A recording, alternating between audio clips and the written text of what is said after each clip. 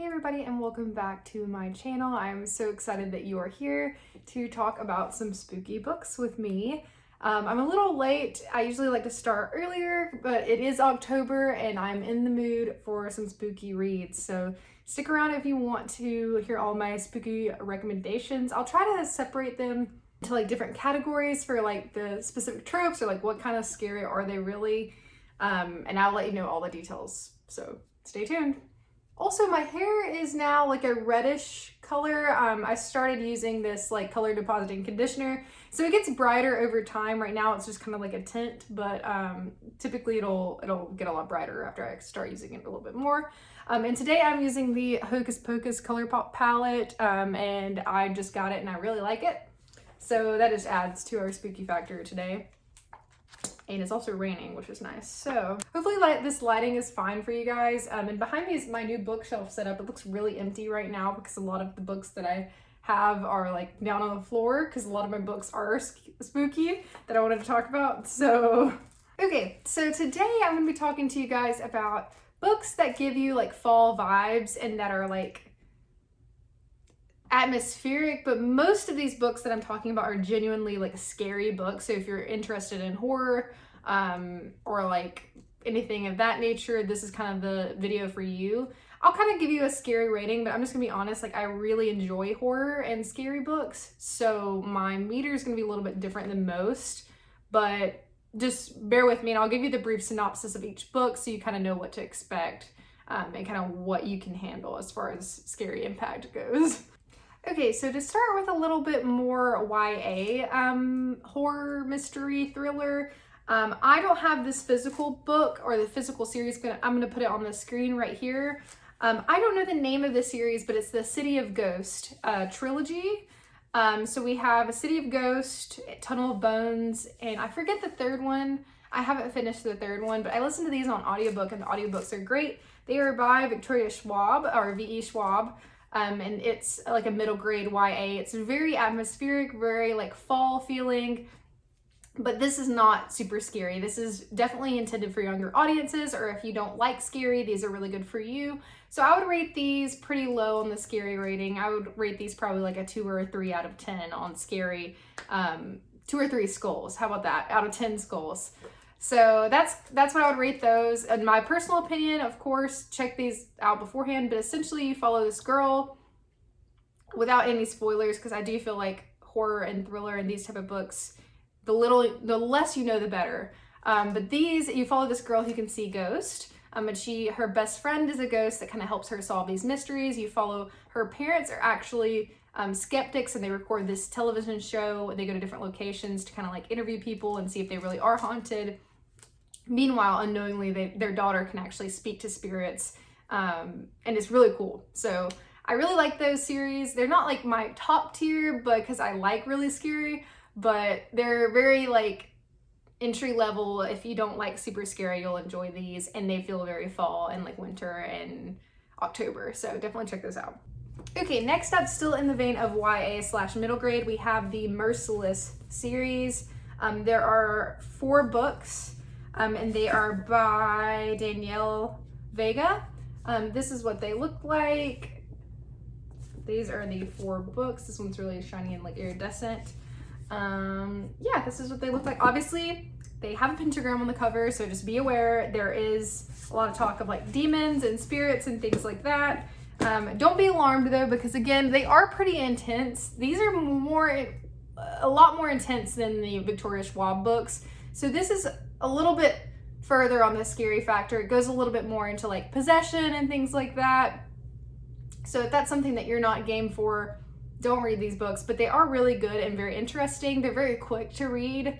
But yeah, they definitely do cover some like more intense subject matter, talk a lot about mental health and things like that, but still with kind of the younger lens. But these books, I don't want to give too much away, but essentially you follow 2 characters, Brooklyn and Sophia, as they become friends, but something's off with Brooklyn and you don't really know what's going on with her, but you're kind of seeing bad things happen around her. Takes place in a high school setting. Each book's probably about 300 pages. So yeah, check those out. Definitely talks more about demon and like exorcism and things like that, so just be warned. But I do really like them. I think they're really good. Okay, and this is kind of like, I believe this is my last kind of like YA middle grade suggestion, and this is Light as a Feather by Zoe Arson. This is what the cover looks like. Apologize for my reading light, but this is actually also a show on Hulu. That the show is actually really good too. This actually started out on Wattpad. Zoe Arson started out on Wattpad, which, if you don't know, is like an app where you can write novels and things like that. So I think that's really cool and supporting that. But essentially, you are following McKenna as she kind of like navigates her way through high school. She's become like popular, and she used to be like somewhat of a like more reserved sort of girl. Her sister has passed away, and so you're kind of following her navigating that grief. And weird things start to happen to her at school. She meets this new girl who comes. I really like the kind of like new girl in school trope where like somebody's like befriended the new girl, that sort of thing. So essentially they play this game, McKenna and her friends, where, you know, light as a feather, stiff as a board, where, and you can kind of see that on the cover, where everyone tries to like lift a person, and they essentially, the gist is, and this is not necessarily giving anything away, it kind of tells you all in the back, but they can see the new girl who's like initiated this game, who's kind of odd, she can see how every single person's going to die in the group. And so you're navigating, like, it's kind of like a Final Destination type book where you're navigating all of that. So, and I really enjoyed the Final Destination movies. So if you like Final Destination and that sort of vibe, it's a little more calm. I would say, okay, I forgot to rate the Merciless books. Merciless is probably on the scary end, more like a 6 out of 10, 5 or a 6 out of 10. This I would say is a solid like 4. This is more mystical and more fantasy as well, which adds an interesting element, like kind of like fantasy horror sort of thing. So if you like that, you'll enjoy this. Okay, next up, let's talk about Ruth Ware. Ruth Ware is a newer a newer author that writes a lot of like spooky, kind of scary books. And she's one that I discovered last year that I absolutely love all of her books, mostly. So I will first talk about the ones that I have physical copies of. The first one, this is probably the book, like this book feels like crisp fall leaves. This book feels like more like fall going into winter kind of vibes. It's snowy. This is In a Dark, Dark Wood by Ruth Ware.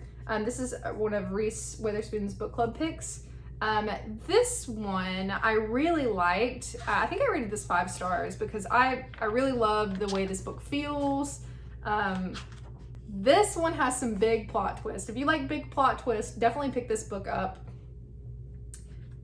You essentially are following our main character, who I've forgotten her name, but she gets invited by this kind of like friend that she hasn't been friends with for a while. She gets invited to like a bachelorette trip for her, and she's debating on whether she should go, isn't really sure why she got invited, but she gets there, and they kind of like, there's this looming big secret between like the reason why their friendship kind of fell apart, and the friend has other friends that are there that our main character doesn't know, and they're all a little weird as well, especially like her best friend's kind of like psycho about like her happiness and is like obsessed with her having like the best time ever. And so all the while, like, you don't really know why their friendship originally fell apart, and they end up stuck in this creepy cabin in the woods. I love creepy cabin vibes, like out in the middle of the woods. This is definitely that if you're interested in that sort of thing. Very good. I would say it's not really that scary. This is more of a thriller than a horror for sure, like a thriller mystery type. I would say on the scary rating, this is probably like a 3. It's more like a little more realistic scary, but yeah, still really good.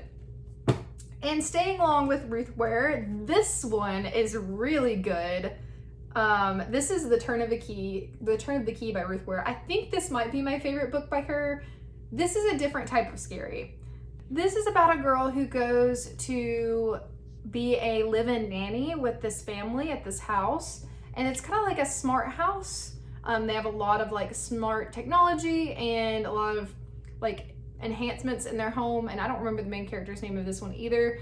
But this one has a lot of really good plot twists. But if any of that sounds good to you, essentially some creepy things start happening in the house while she's this live-in nanny. If I remember correctly, this one's still like a 3, I would say, on the scary scale.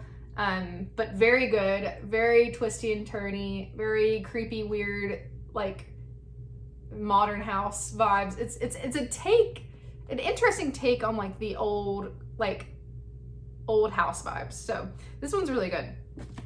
And then the last one that I have of hers that I've read, yeah, I'm just trying to make sure, is this one, The Death of Mrs. Westaway. And I'm not done with this one. I'm about halfway, but I can definitely say this one is very like cozy feeling in a weird, like scary way. This one is like, one of my favorite horror tropes is like inheriting like a home or inheriting some sort of estate from a family member that you don't know. And surprisingly, a lot of horror books like stick to that trope, which I don't know why. It's one that I find very interesting. I feel like they're always told really well. This one so far is really good. I don't know how I'm gonna rate it yet because I haven't finished it, but I'll definitely keep you updated. I'm really enjoying my current read, which is this one. Okay, and then let me see. I'm looking in my reading log to see what other ones I've read by her. I think I've read all of her books almost.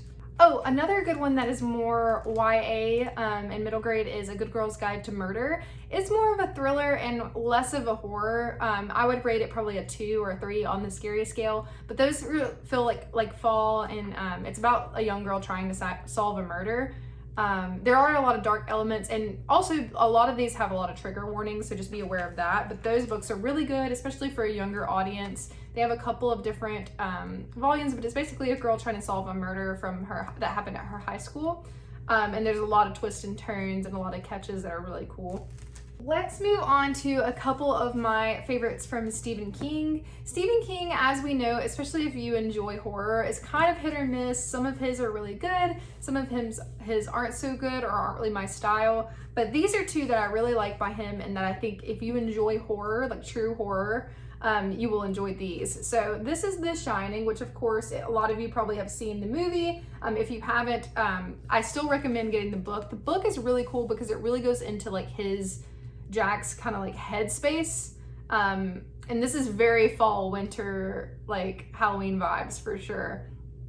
Essentially, Jack Torrance gets a new job at the Overlook Hotel, as you probably know, but during the harsh winter, him and his family get stuck in this hotel, and slowly he's like unraveling, going crazy, and you get to see that, but also you get to witness his son, who's kind of like a clairvoyant himself. I will say this book has some slow moments. It's big, it's pretty large, but I think that it's a good kind of slow burn. On the scary scale, it depends on what scares you. This is less like paranormal, some paranormal, and more like psychological scary.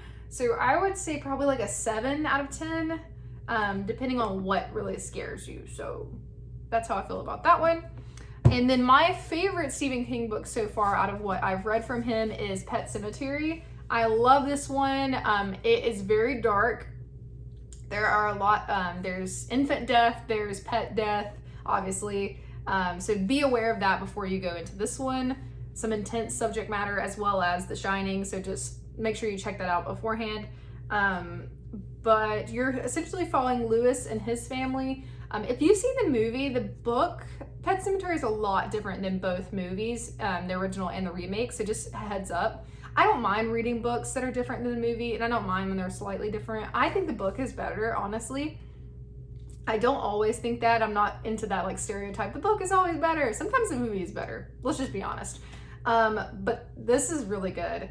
So if you like horror, definitely check this out. This one is more true horror. This one's intense. This one's really scary. So I would give this an 8 out of 10 on the scary scale probably.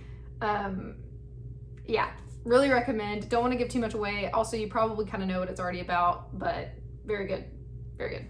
Okay, so next up, let's talk about Riley Sager. I love Riley Sager. I love all of his books mostly as well. He is another one that I discovered kind of last year during this time. This is my favorite Riley Sager book. This is Final Girls.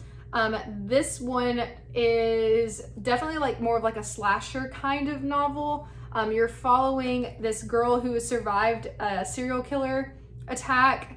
And it's about several different girls that have survived, or the sole survivor of like a mass murder, and kind of that feeling that they are left with being like the only one left. And so I'm gonna read kind of like the blurb because I want to accurately portray this and not give too much away. So 10 years ago, college student Quincy Carpenter went on vacation with 5 friends and returned alone. In an instant, she became a member of a club no one wants to belong to, a group of similar survivors known as in the press as the Final Girls. Lisa, who lost 9 sorority sisters to a college dropout's knife, Sam, who went up against the sack man during the shift at the Nightlight Inn, and now Quincy, who ran bleeding through the woods to escape him. Despite the media's attempts, they've never all met up. Now, Quincy is doing well, maybe even great, thanks to her Xanax prescription. There is a lot of drug use in this book, so just be aware of that in addiction talk. She is carrying almost fiance Jeff, and a therapeutic presence in Coop, who's actually the police officer who saved her life all those years ago. Her memory won't even allow her to recall the events of that night. The past is in the past. That is, until Lisa is found dead in her bathtub, wrist slit, and Sam appears on Quincy's doorstep. Also, trigger warning, self-harm, sort of.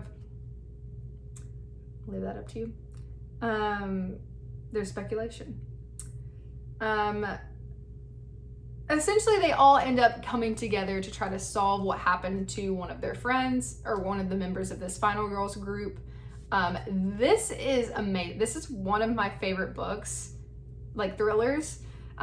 This was one of my top reads of last year. If you take anything from this book or anything from this video, check this book out because it's really good. This one is probably higher on the scary scale. This one talks a lot about serial killers if you're into that.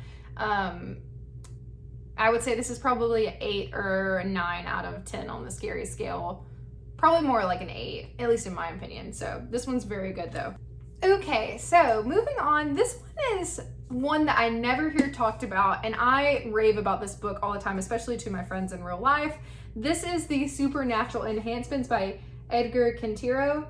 And first of all, look at this cover. I love it so much. But I think this one is severely underrated. This is another one of the tropes, like inheriting a house that you know nothing about from a relative you don't know. The house is very interesting. There's a lot of different elements.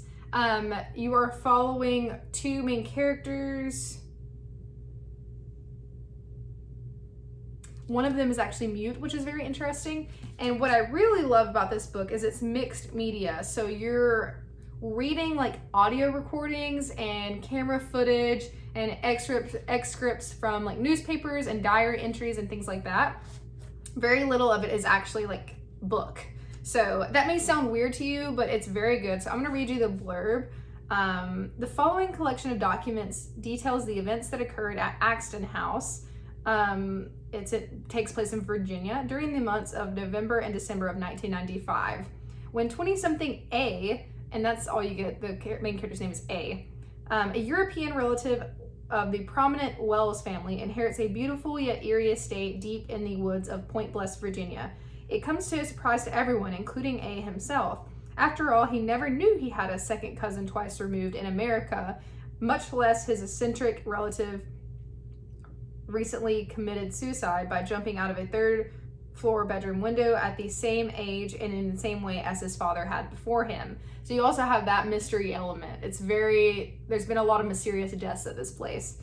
With his companion Neam, a mute teenage punk girl from Ireland, A arrives in Virginia and quickly becomes to feel as if he has inherited much more than a rambling home and an opulent lifestyle. Axton House is haunted. A and Neam know it, but the presence of a ghost is just the first in a series of disturbing secrets they slowly uncover. What led to the suicides? What became of Axton House butler who fled shortly after his master died? What lurks in the garden maze? And what does their basement vault keep hidden? Even more troubling, what of the rumors in the town about a mysterious yearly gathering at Axton House on the night of the winter solstice? Told vividly through journal entries, cryptic ciphers, recovered security footage, and letters to the distant Aunt Liza, The Supernatural Enhancements is an absorbing, kinetic, and highly original gothic adventure and classic horror story that introduces readers to a deviously sly and powerful new voice. I lied. If you take anything from this video, please read this book. It is severely underrated. It's so good. There's so many layers. There's supernatural layers, there's fantasy, there's puzzles, and it's not really that scary. So I would rate this probably like a 3 on the scary scale as well. It's more eerie and very, like the description said, gothic. So 10 out of 10, one of my favorite books of all time. Okay, so we're almost done. We got a couple more books left. This is The Haunting of Hill House by Shirley Jackson. This has recently been adapted into a Netflix show, as well as, you know, Bly Manor and Midnight Mass, which is by the same creator. So this was originally printed in 1959. So this is an older story. I will say, I think I enjoyed the show more, but it was nice to read the book. It's very different from the show. Do not go into this thinking it's similar to the show, because it's not. But all the characters are the same. It's just their relationships are different. And I know that may sound weird, but if you read the book, you understand. So, first published in 1959, Shirley Jackson's The Haunting of Hill House has been hailed as a perfect work of unnerving terror. It is a story of 4 seekers who arrive at a notoriously unfriendly pile called Hill House. Dr. Montague, an occult scholar looking for solid evidence of a haunting, Theodora, his lighthearted assistant, Eleanor, as a friendless, fragile young woman who well acquainted with poltergeist, Luke, the future heir of Hill House. At first, their stay seems destined to be merely a chilling encounter with inexplicable phenomena, but Hill House is gathering its powers and soon will choose one of them to make its own. So you're essentially following this doctor who's like trying to like experiment and see if this house is really haunted. So you have all the same characters, but these characters aren't siblings like the Hill House show. They are all coming from different areas and different places, so that definitely adds another element to it. So it is interesting. So definitely read this if you like scary. I would say this is definitely more like supernatural, like poltergeist type activity. I would say this is probably like a 5 or 6 on the scary scale, depending. This one leaves you kind of anxious, like what's around the corner, kind of scary.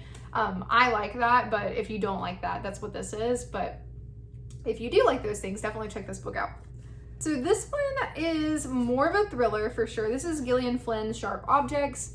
This one is more popular, I feel like. Okay, so anyways, you're following Camille, which is our main character, and she has to go report on a murder back in her hometown. So she has to travel back to her hometown to investigate. She's a reporter, like I said. There's a show also on, there's a show, I cannot remember what network it's on, but the show is really good too. So definitely recommend this if you're interested in like weird old like country town, having to revisit and discover this mystery. This has a lot of plot twist. So if you like plot twist, thriller, very fast paced, it's very small, check this one out. Okay, and lastly, this one, oh, I would rate that one not very scary. It's more eerie and unsettling. Sharp Objects, I would say it's probably like a 4 on the scary scale, maybe. This one, it's a lot. It's a lot. It's very long.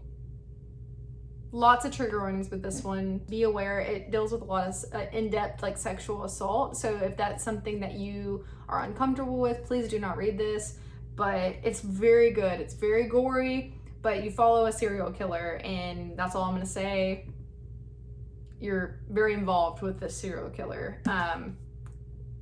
Actually, I'm gonna read you the back. So, an extraordinary novel of love and loss, redemption and revenge. It's been more than 20 years since Claire and Lydia last spoke. Claire is the glamorous trophy wife of an Atlanta millionaire. Lydia, a single mother dating an ex-con, struggles to make ends meet, but neither has recovered from the disappearance of their sister, Julia, 2 decades earlier. And the shocking murder of Claire's husband brings the horror and heartbreak of the past roaring back into their lives. The vanishing of a teenage girl and the killing of a middle-aged man, almost a quarter century apart. What could connect them? As they form a wary truce, the surviving sisters unearth the secrets that destroyed their family all those years ago and find the astonishing truth where they least expect it. Boy, is it astonishing. So definitely, this is 10 out of 10 on the scary scale, mainly just for like gore and like horror as far as like real life. There's not any like supernatural elements to this. It's definitely like more like real life horror. So I think that ends all of my recommendations. I have a lot more, but I kind of just want to leave it at that. Oh, I also forgot, it's right up here, right over there. The Silent Patient, which I've talked about previously in a lot of my videos. It's a pretty popular one. I'll leave like the description on here. But yeah, I think that's all my recommendations. I hope you guys have a great fall and a great Halloween. It is the most wonderful time of the year. So I will see you guys next time. Bye.